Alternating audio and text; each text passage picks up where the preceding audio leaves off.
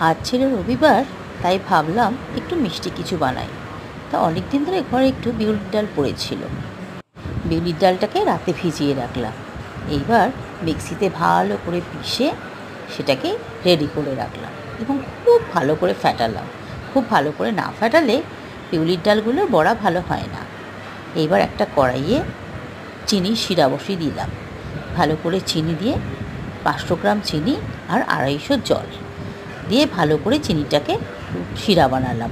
বানাবার পর ওর সাইড থেকে অনেক নোংরা বেরোয়, সেটা একটু সামান্য দুধ দিয়ে নোংরাগুলো হাতা দিয়ে তুলে নিলাম এবং আর একটা কড়াইয়ে বসিয়ে দিলাম তেলের মধ্যে ভালো করে বড়াগুলো দিতে থাকলাম।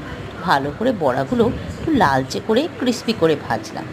ভাজতে ভাজতে যখন দেখছি বড়াগুলো একটুখানি ক্রিস্পি হয়ে গেছে, তখন সেটাকে ভালো করে ছান্তা দিয়ে তুলে নিয়ে রসে ডুবিয়ে দিলাম।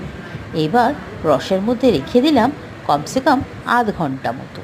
আধ ঘন্টা রেখে দেওয়ার পর দেখলাম বড়াগুলো রস টেনে নিয়েছে। একটু কড়কড়ে করে ভাজলে খেতে ভীষণ ভালো হয়।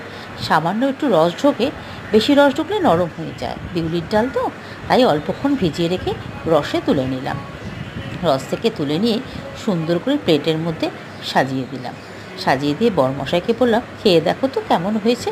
উনি বললেন, খুব একটা ভালো হয়নি, তবে খারাপও হয়নি, বাট কাজ চলার মতো। সানডের দিন একটু মিষ্টি বানালে ভালো লাগে, আর বাইরে কেনা খাবারের থেকে ঘরে যখন ছিলই তাই বানিয়ে নিলাম। যাক, আপনারা কমেন্টে জানাবেন কেমন লাগলো আমার এই রেসিপিটা।